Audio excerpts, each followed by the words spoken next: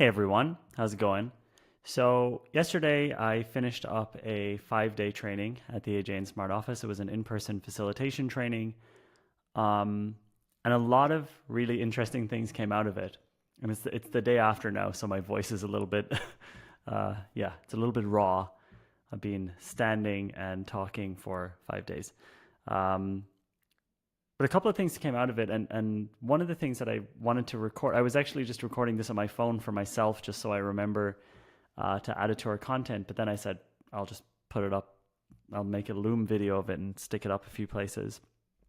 People always ask me this question, what's the value of facilitation? How do I explain the value of facilitation to other people? And I always have a lot of answers to that, but now I think I have a better answer.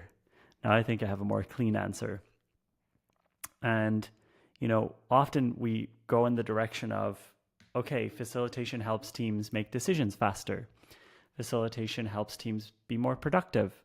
Those things are true, but there's a more meta level to what facilitation does, which I haven't heard anyone speaking about, and it only came to me this week, or the way of explaining it only came to me this week. And that is that what a facilitator does, the most important thing a facilitator does, is removes the burden of collaboration from a team, puts it on themselves so that the team can actually be creative, make the decisions they need to make, do the work they need to do the work they're paid to do, and not have to figure out how to do a meeting, not have to figure out who should talk next, and not have to keep all of the ideas and conversations that were happening in their mind, because the facilitator is taking that burden from them. The facilitator is visualizing the discussion, so the team sees the discussions that's happening on the wall or the mural board. The facilitator is keeping them on track, so they don't need to remember, are we too close to the end of the meeting?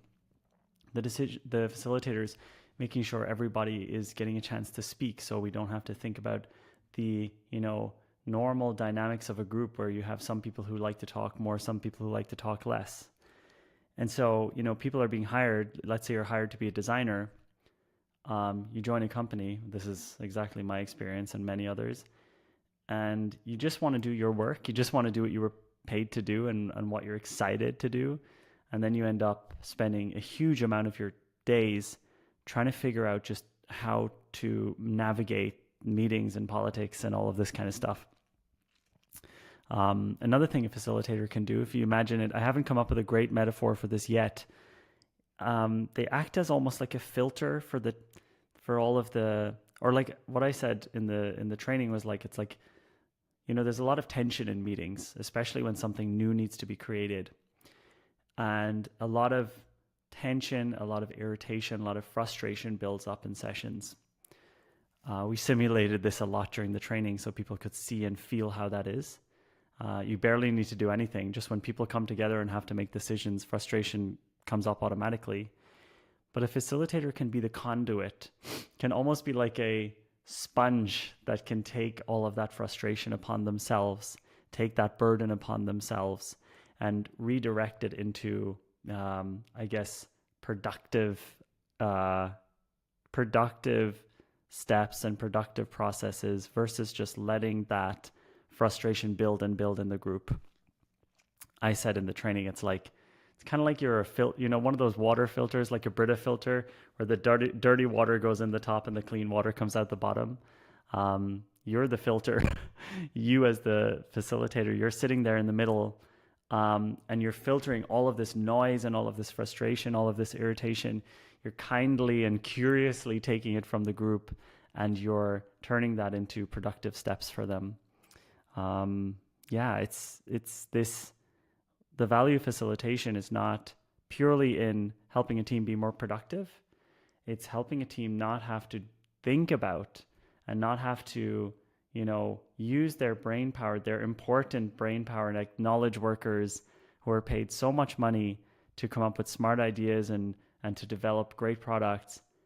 They are not necessarily going to be amazing meeting runners or amazing conversationalists or amazing debaters. And so why are we asking them to be? And what a facilitator can do is say, okay, all of you can remain as, not good as meetings as you want, and I'm here to take that burden from you. So yeah, that was definitely a big takeaway for me this week.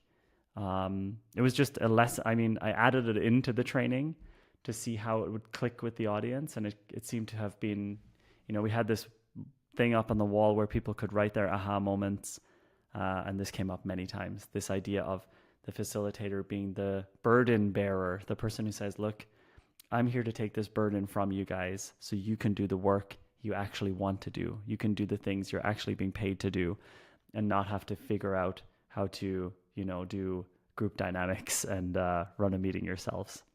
So yeah, I just wanted to post that. Let me know what you guys think. That's one of the big ways I'm looking at facilitation at the moment. And if you take the burden from a team, the thing that I love about this when I'm facilitating, you see their eyes light up because they get to do what they were excited about doing all along. They're like, oh, we're problem solving again. We're making decisions again. We're not just talking about what we're going to do. We're actually making stuff. We're getting excited about it. And it's very rewarding to see kind of a level of joy coming back to employees' lives when the burden of collaboration, the burden of messy, dirty collaboration is, taken onto someone else, aka me, the facilitator, so they can just do what they're paid to do. That's my thought for now on a different way of looking at the value of facilitation. And have a great day. See you guys.